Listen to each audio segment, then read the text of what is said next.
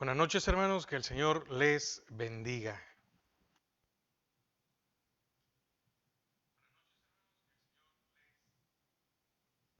Es una bendición estar un nuevo miércoles para poder seguir aprendiendo de la palabra del Señor. Amén. Seguimos siempre con el, el discipular, ¿verdad? El discipulador, la bendición de discipular. Amén. Entonces, bueno, ahí estamos, ya nos oímos mejor. Amén. El discipulador. Y creo que durante estas enseñanzas, eh, aquel que tiene el deseo de un día poder enseñar a otros, pero fíjese que detrás de este enseñar a otros es tener conocimiento, porque usted puede enseñar lo que conoce, porque si usted quiere enseñar algo que no conoce, no va a transmitir. Entonces, aquellos que tenemos el deseo de aprender más de la palabra, para poder un día transmitirla, porque eso hace la palabra. Cuando yo tengo un conocimiento, la misma palabra me motiva, me empuja a que vaya y sea compartida a otros. Entonces, es una bendición. ¿Por qué toco este tema? Porque hoy nos toca el proceso de la enseñanza. Amén, hemos venido viendo que cómo hay que hacer con respecto a tiempos, con respecto a qué ayudas, con respecto a saber qué, respecto, etcétera.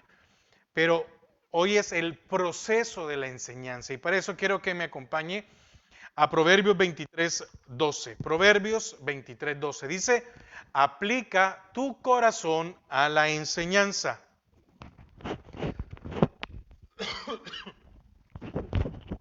Perdón, aplica tu corazón a la enseñanza y tus oídos a las palabras de sabiduría. Amén. Padre, te damos gracias a esta hora porque nos permites una vez más poder, Señor, tomar este tiempo para aprender. En el nombre de Jesús. Amén y amén.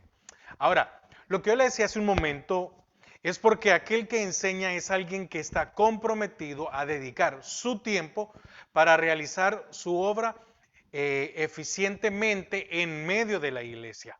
Porque esto es para ayudar, para instruir a los hermanos de la iglesia. Entonces, existen muchos maestros. Dice Santiago 3:1 dice, hermanos míos, no os hagáis maestros muchos de vosotros, sabiendo que recibiremos mayor condenación. Entonces, existen muchos maestros, pero pocos son los que se entregan a su labor con el objeto de estudiar cuál es la mejor manera o la forma de transmitir una enseñanza, la cual es un proceso. Y este proceso es conjunto de fases sucesivas que incluye varios aspectos. Cuando Santiago dice allá, hermanos míos, no os hagáis maestros muchos de vosotros, sabiendo que recibiremos mayor condenación. Está hablando a que, ¿qué nos motiva para enseñar?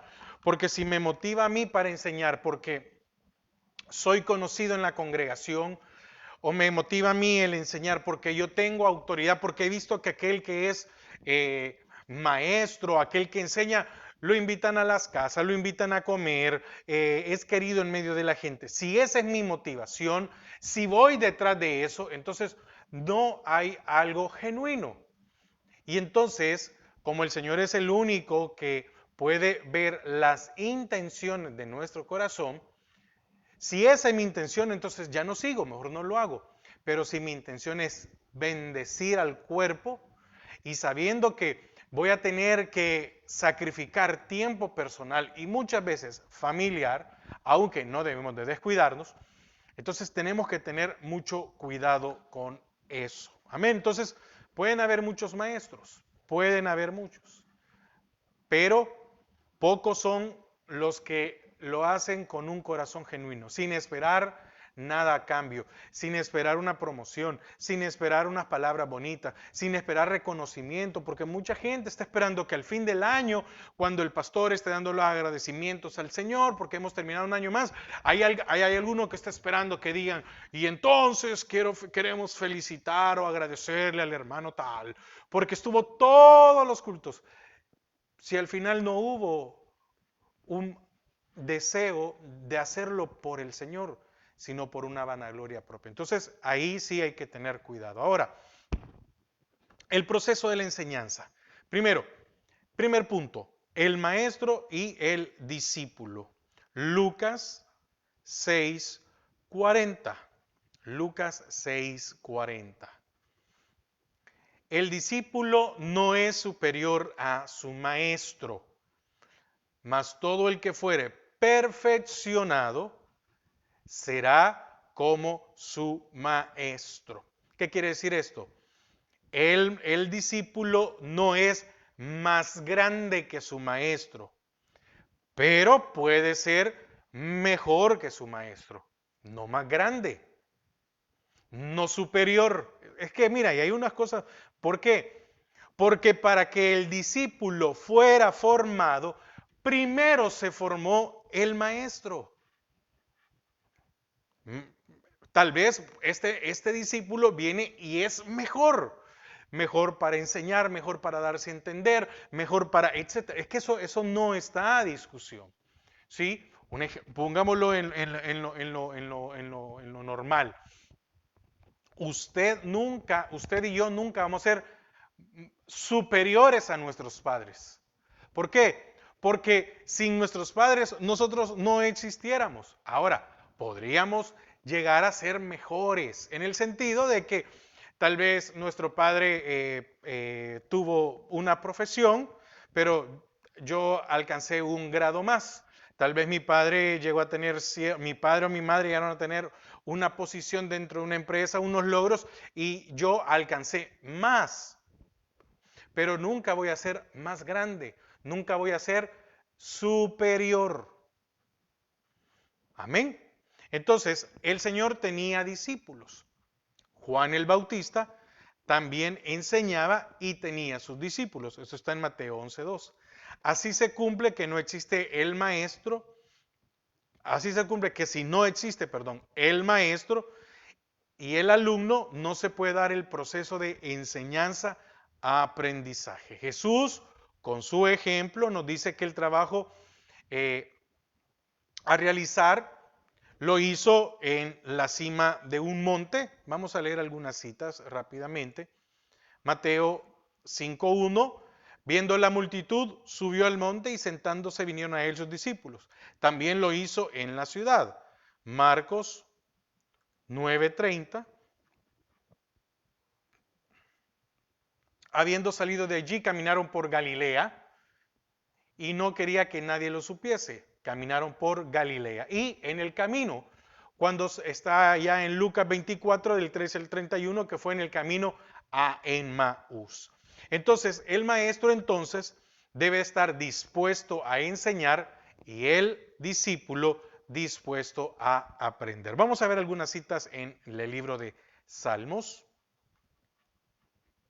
específicamente en el 119. 119:12. Bendito tú, Jehová, enséñame tus estatutos. Aquí está diciéndole el salmista, yo soy el alumno, tú eres el maestro, enséñame. Ahí mismo en el 33, enséñame, oh Jehová, el camino de tus estatutos y lo guardaré hasta el fin. Y el 66, siempre en el Salmo 119, enséñame buen sentido y sabiduría, porque tus mandamientos he creído. Y también Salmo 143, versículo 10. Enséñame a hacer tu voluntad, porque tú eres mi Dios. Tu buen espíritu me guíe a tierra de rectitud. Entonces, en el proceso de la enseñanza, como primer punto es el maestro y el discípulo. Sin maestro y sin discípulo no se puede dar enseñanza-aprendizaje. Amén. Se puede llegar a ser mejor, pero no más grande. Se puede llegar a ser mejor, pero no superior. Amén. Segundo punto, el objetivo de la enseñanza. Ahora,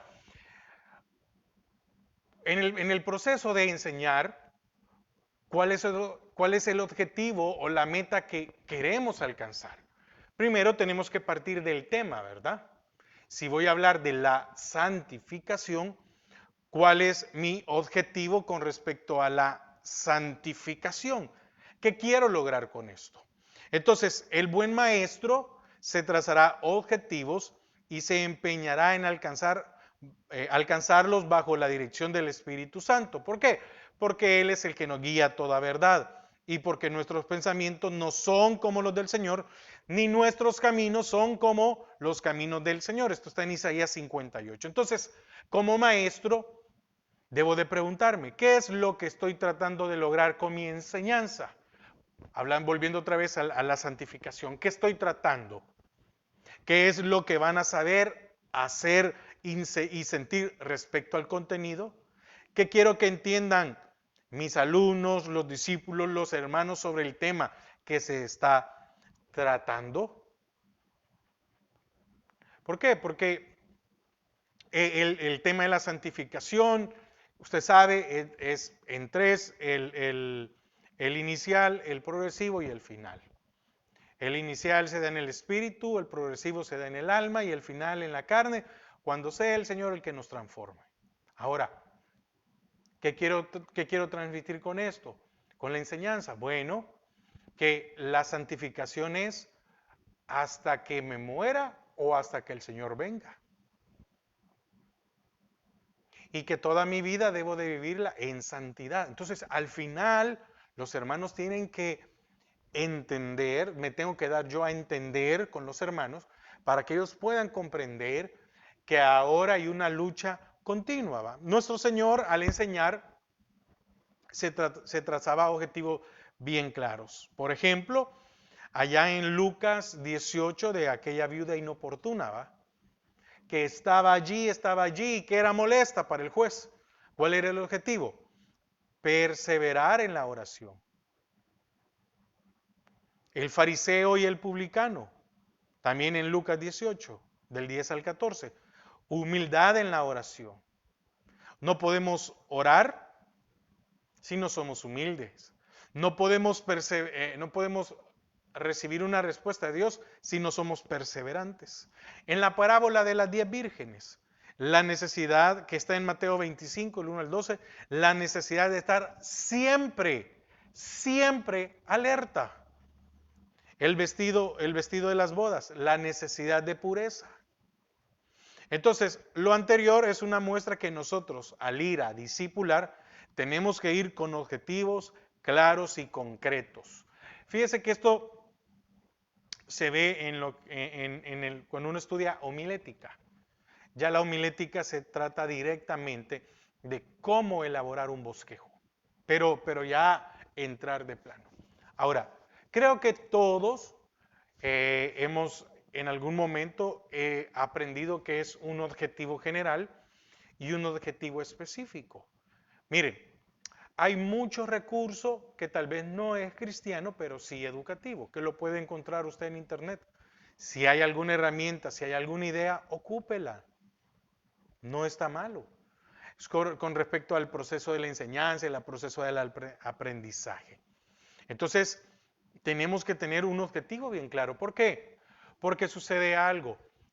Cuando yo no tengo un objetivo de lo que quiero enseñar, empiezo predicando en Génesis y termino en Apocalipsis. Empiezo hablando de la fe y voy a terminar hablando de la gracia. Empiezo hablando de la fe y voy a terminar hablando de la oración. Pero usted me puede decir, hermano, pero es que la fe tiene que ver con la gracia y la fe tiene que ver con la oración. Sí, pero puede ser que yo esté hablando de la fe, que es tener fe. ¿Y qué recursos se utilizan para obtener fe? Es por medio de la oración. Pero si ya me paso yo a hablar con la oración, y es que la oración mueve montaña, y es que el mover de montañas es un poder de Dios, y el poder de Dios viene por gracia. Es decir, ya me alejé con respecto a la fe. La fe es esperar aún cuando uno no vea. La fe es creerle a Dios aunque no encontremos una respuesta. La fe es ver, tal vez el problema somos nosotros que no tenemos suficiente fe, etcétera. Entonces es muy necesario trazar un objetivo. Entonces, en homilética uno aprende de que hay bosquejos expositivos donde se va trazando una línea y se llega de un punto a otro directamente sin salirse, y hay temas generales, perdón, temáticos, expositivos y temáticos. Y dentro de los temáticos está el caso de la fe, y ahí en la fe podemos hablar de la oración y se puede tocar, pero siempre, siempre en cualquiera de las dos hay que tener un objetivo. Voy a hacerle algo más rápido para cerrar. Podría ser un bosquejo expositivo cuando se enseña sobre un versículo, un ejemplo, y general o temático cuando hablamos de todo el capítulo y desarrollamos todo un capítulo. Como la enseñanza que yo estoy dando los jueves, que es de los jueces. Yo me quisiera quedar en un solo punto. Eso es expositivo, estoy haciendo una exposición solo de esto, pero por el tiempo y por la cantidad de información me toca hacerlo temático. Jueces 17. Entonces hablo de todo lo que pasa allí. Entonces, pero bueno, si el Señor lo permite, puede hacer que más adelante aprendamos un poco más de homilética y de hermenéutica. Ahora, tercero, el contenido del aprendizaje. El contenido del aprendizaje es el tema a enseñar. Es aquí en donde el discipulador tiene la responsabilidad de ser un canal para llevar la palabra de Dios. Debe de vivir lo que impartirá y debe tener el respaldo de Dios. Esto lo compartía hace unos 2 domingos en Esdras y Esdras 7, 9 y 10. Dice, porque el primero del primer mes fue el principio de la partida de Babilonia, y al primero del mes quinto llegó a Jerusalén, estando con él la buena mano de Dios, el respaldo. ¿Quién? Esdras. Oiga lo que dice, 10. Porque Esdras había preparado su corazón para inquirir la ley de Jehová y para cumplirla. Tenemos que vivirla. Y para enseñar en Israel sus estatutos y sus decretos. Entonces, como maestros, como discipuladores, tenemos la responsabilidad de ser un canal para llevar la palabra de Dios. Debemos de vivirla para poder impartirla y así tener el respaldo de Dios. Cuarto, el método. Y aquí es donde nos vamos a extender un poquito más. El método. ¿Qué método debo utilizar? Hermano, ¿cuál es la mejor forma?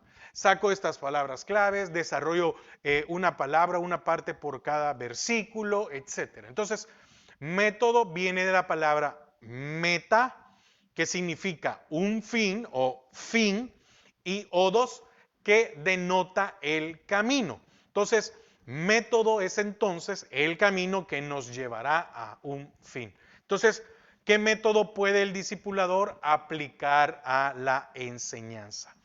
Existen varios métodos, pero solo vamos a hacer mención de algunos de ellos, porque si no, vamos a mencionar 3, si no nos llevaríamos, sería un tema el tipo de método. Entonces, el primero es método inductivo-deductivo. ¿Qué es esto? Este método fue aplicado por el Señor cuando llegó al pozo de Jacob y se encontró con la mujer de Samaria. Comenzó la enseñanza con lo que conocía muy bien aquella mujer. Enseñó de lo fácil a lo difícil, que era sacar agua del pozo y de beber. Juan 4:7. Vino una mujer de Samaria a sacar agua y Jesús le dijo, dame de beber. Pero a medida que transcurría el tiempo, fue más profunda la enseñanza, llegando así a lo más difícil con la comprensión plena de la mujer samaritana que reconoció al Señor al Señor como el Mesías. Entonces, es de lo fácil a lo difícil, el método inductivo a deductivo. Inductivo es porque le estoy induciendo en el sentido de que le estoy explicando la base, le estoy explicando de dónde parte esto para poder llegar acá. Un ejemplo, usted puede ver la salida de un río y usted puede ver que es un caudal y usted dice, pero qué fuerte y que no sé qué. Entonces vengo yo y para que no le voy a mostrar esto, empiezo de dónde nace, a de dónde viene este río, a dónde nace y por qué aquí es pequeño donde nace, pero por qué desemboca, donde desemboca es muy amplio. Ah, bueno, entonces vamos a ir viendo de lo pequeño que va y cómo hay otras corrientes que lo van alimentando y se vuelve un caudal. Amén. Ahora, el segundo método es el expositivo o conferencia. Recuerde que estos métodos son para enseñar, tanto para predicar, pero dirigido especialmente para discipular.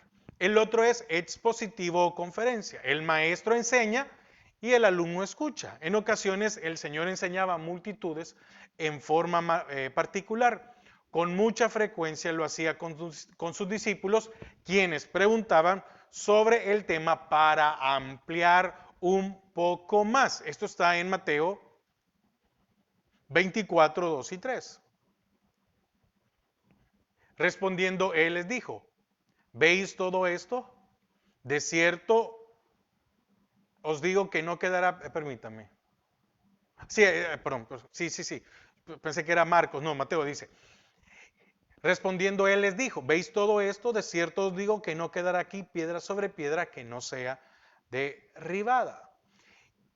3. Y estando él sentado en el monte de los olivos, los discípulos se le acercaron aparte diciendo, dinos, ¿cuándo serán estas cosas? ¿Y qué señal habrá de tu venida y del fin del siglo? O en otra ocasión pidieron explicaciones más amplias para poder entender. Ahí mismo Mateo 17:10. Entonces sus discípulos le preguntaron diciendo, ¿por qué pues dicen los escribas que es necesario que Elías venga primero?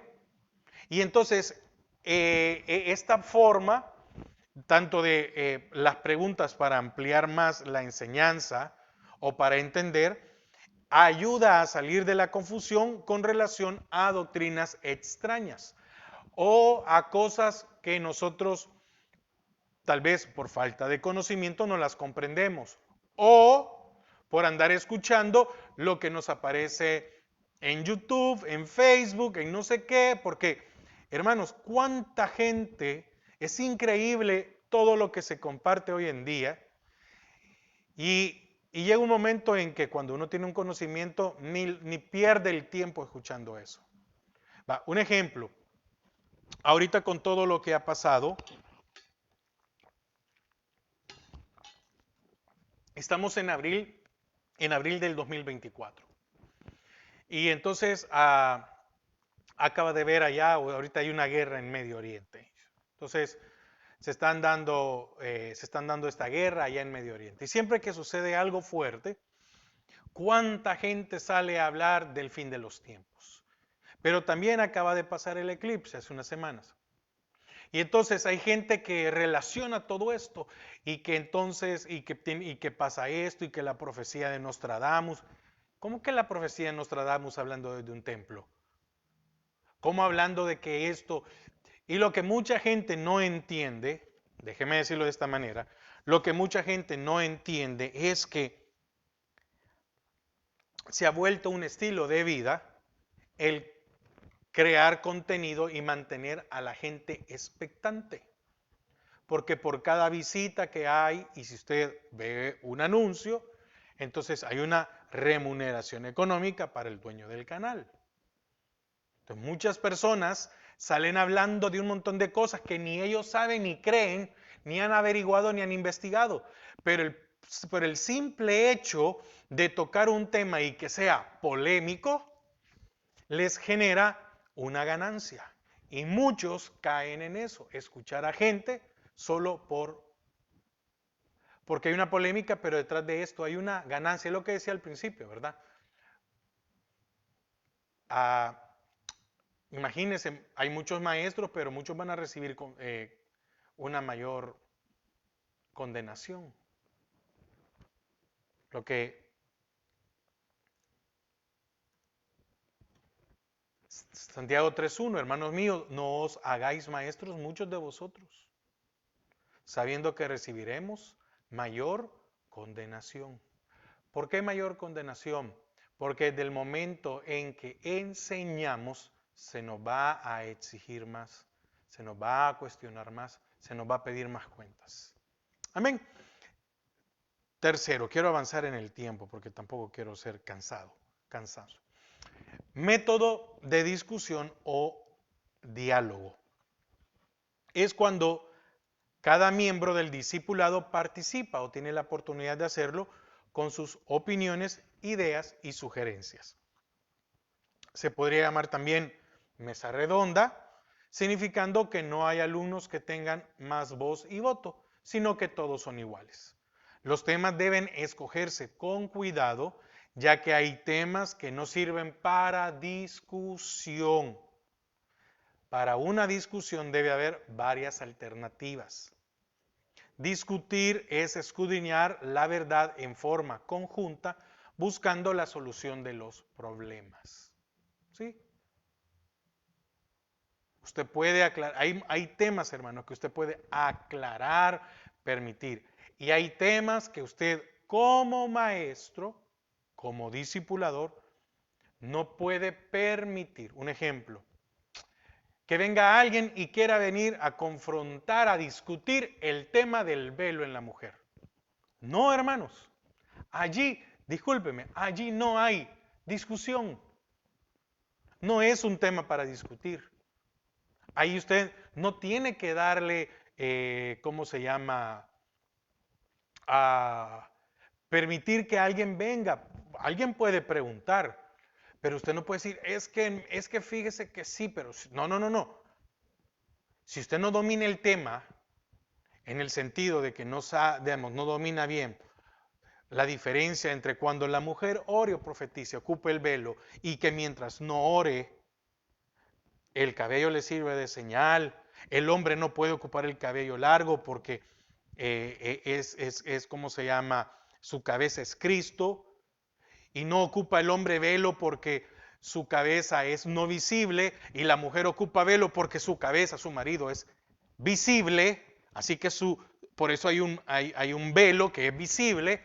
Y no puede llegar a entender por qué en la parte final dice, por causa de los ángeles, mujeres, pónganse velo. Entonces, no, hay temas si usted lo va a dar, pero hay temas que no son recomendables para discutir, porque no es para pelear.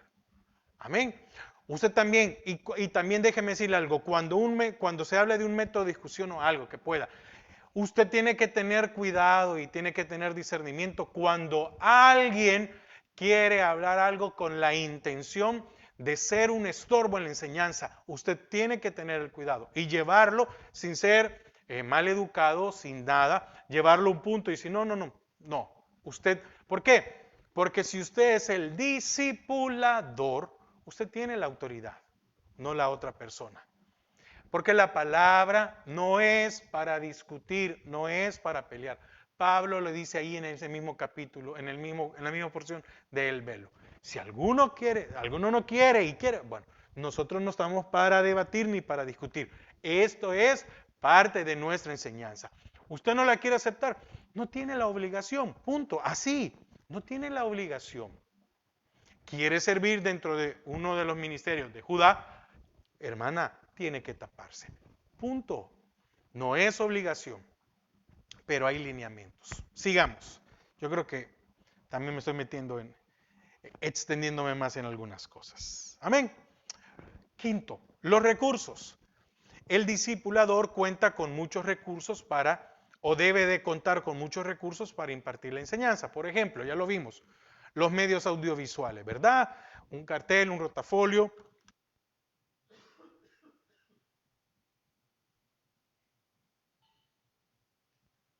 Una pizarra, un proyector, una computadora, etcétera.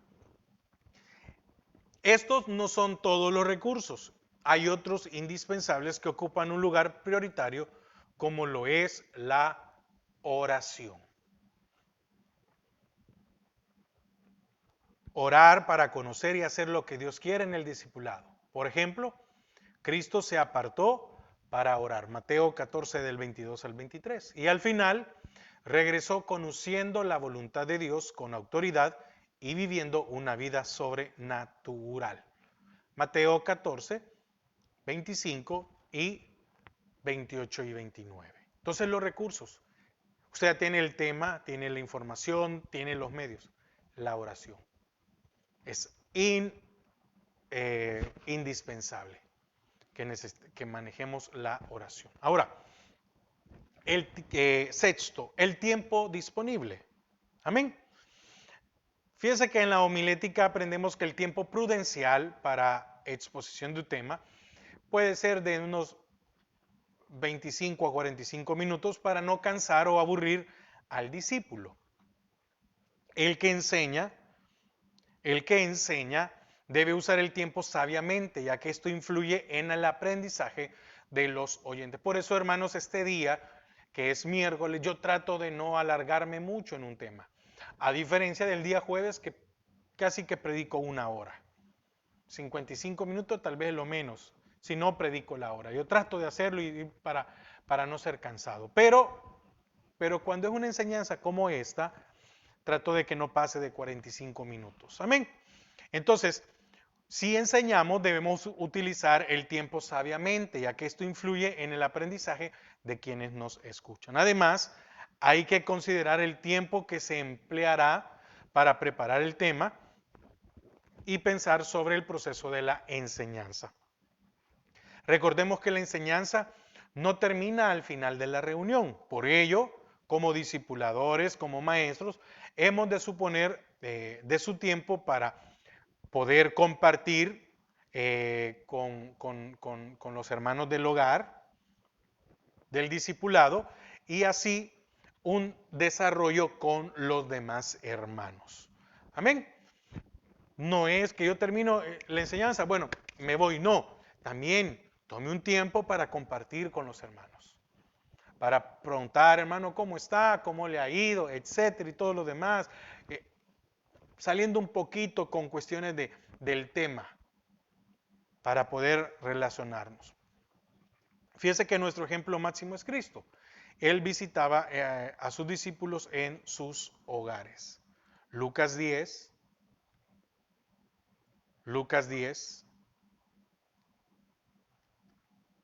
39.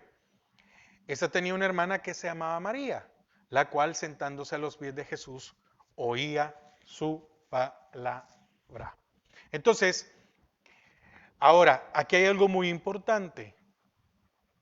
El discipulador debe ser disciplinado para usar el tiempo para estar con los discípulos, con los hermanos, como para también permanecer un tiempo en la casa de ellos y no interrumpir la intimidad de hogar.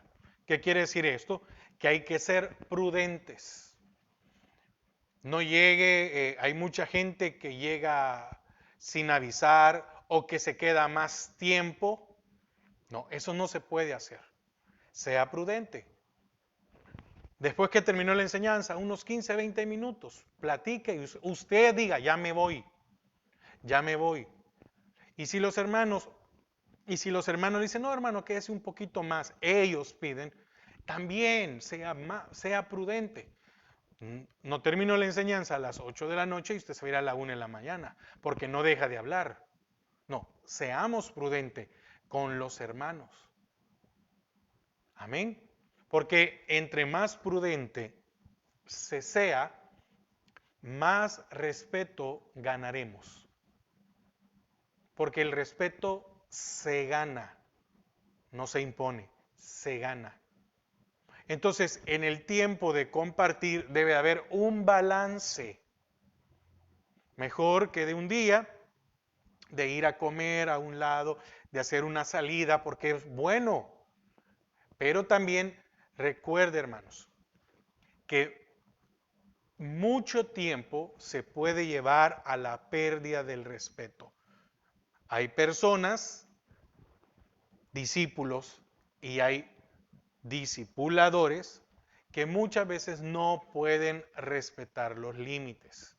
Y esto muchas veces se rompe con algún tipo de broma. No estoy diciendo de que sea un trato, ¿cómo se llama? De honores entre... No, no, no. Pero si usted es discipulador, mida sus palabras con el discípulo. Y si usted es discípulo, mida sus palabras con el discipulador.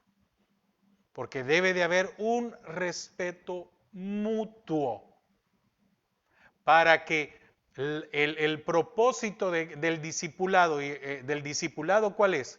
Que el discipulador enseñe al discípulo. Ese es el propósito. Y muchas veces, por falta de respeto, por no tener un límite, por no guardar esa distancia, se arruina todo.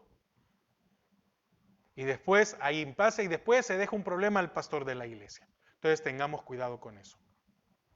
Séptimo, la evaluación. Es la parte final. Se hace cuando se ha enseñado previamente. Mire, evaluar es el medir al discípulo para conocer cuánto aprendió o qué dificultades tiene. Y hay varias formas de evaluar. Los más comunes son hacer preguntas directas al discípulo. Vamos a ver un ejemplo, Mateo 17, versículo 25.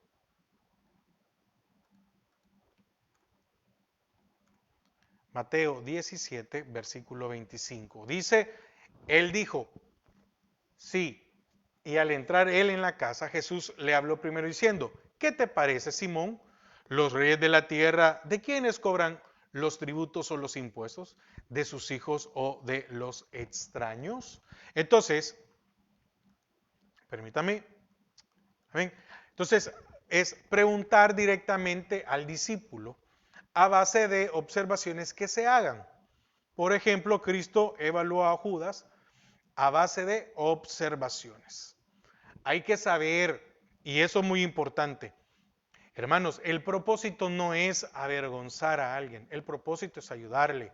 Y que usted le haga preguntas es para que, porque mire, mucha gente piensa que son preguntas tontas.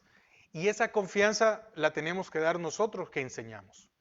Hay gente que tal vez como desconoce de muchas cosas y tal vez la pregunta usted tiene que evaluar a esta persona le hace. Entonces, facilítele en el momento una breve explicación de algo, no se extienda mucho, pero poder explicarle. Poder decirle, no hermano, esto viene aquí por esto, exacto. Entonces, evaluar no implica no solamente medir al discípulo, sino también al que enseña. Porque entonces ahí, no estamos ahí debe ser también una autoevaluación para ver cuánto estamos transmitiendo. Porque después de haber compartido la enseñanza, el maestro debe evaluar sus esfuerzos para determinar en qué ha tenido éxito y en qué ha estado flojo, en qué ha estado mal. Desafortunadamente, muchos maestros nunca se evalúan a sí mismos, ni permiten que sean evaluados. Y eso es muy importante. Algunos temen que la evaluación ponga de manifiesto sus fallas. Otros quizás pueden pensar que están haciendo un buen trabajo y que no necesitan evaluación. No, hermanos, eso es muy importante. Porque aún hasta yo soy evaluado. Entonces, y qué bendición que sea evaluado. ¿Por qué? Porque tengo a alguien que me corrige y me dice, mira, esto y esto. Es una bendición. No, esto no es así, aquí te falta información. No tengo que molestarme. Ya superé esa parte, en donde no dejaba porque creía que todo lo hacía bien. Y hasta que una vez pasé una vergüenza, me preguntaron algo y no supe, y otra vez me preguntaron algo y dije algo incorrecto, entendí que necesitaba aprender más y que la evaluación de mi pastor es una bendición para mi vida. Entonces, ¿por qué es esto? Porque ninguno de los dos extremos es bueno, en el sentido de, ¿cómo se llama? No dejar que nos evaluemos para que pongan nuestras fallas o no permitir que nos evalúen porque creemos que todo lo hacemos bien, ya que la enseñanza es un proceso y un arte, porque la enseñanza debe ser practicada, cultivada, explorada y constantemente perfeccionada. La evaluación no es un procedimiento negativo destinado a intimidar o avergonzar al maestro o discípulo. Más bien, es una guía para ayudar a mejorar en el servicio del reino del Señor. Amén. Entonces quiero concluir. El discipulador debe conocer la voluntad de Dios para llevar a cabo el proceso de la enseñanza. ¿Cómo? Por medio de la oración. Usted tiene ya el material todo. Ore. Señor, ¿cómo quieres? Guíame. Si en algún momento tengo que añadir algo o en el momento de la hora, en el momento de la enseñanza, que el Señor nos puede decir, no, no, toca esto, vete por aquí, aquí detente, amplía, corta, sigue, etcétera. Y eso es por medio de la oración, que decirle, Señor, ayúdame. El discipulador debe prepararse a conciencia en cada una de las fases de la enseñanza. La introducción es importante porque sin la introducción no vamos a entender el desarrollo. Y el desarrollo es muy importante porque es el meollo de la enseñanza, pero el desarrollo también es tan importante que está así como la introducción está conectada con el desarrollo de la enseñanza, que el desarrollo de la enseñanza está conectado con las conclusiones, porque las conclusiones vienen a reforzar todo lo que ya hemos aprendido. Entonces, en cada una de las fases. En el proceso de enseñanza intervienen el discipulador y el discípulo. Amén. Si no hay maestro, no hay discípulo. Y si no hay discípulo, no hay un maestro. Amén. El objetivo de la enseñanza, la idea general, específica, el contenido del aprendizaje, de qué voy a hablar, el método, los recursos, el tiempo disponible y la evaluación. Amén. Espero que sea de bendición esta enseñanza para nosotros y que sigamos aprendiendo, hermanos. Yo sigo aprendiendo con estos temas. Estos temas a mí me ayudan a perfeccionar lo que ya tengo. Sería negligente de mi parte no aplicarlos, no tomarlos en cuenta. Amén. Padre, te damos gracias a esta hora, porque una vez más, Señor, nos has guardado, nos bendices, nos cubres, nos proteges. Señor, que tu enseñanza quede en nuestros corazones para poder hacer mejor la obra, que es expandir tu palabra a los demás. En el nombre de Jesús, amén y amén. Hermanos, que el Señor les bendiga y que pasen una feliz noche.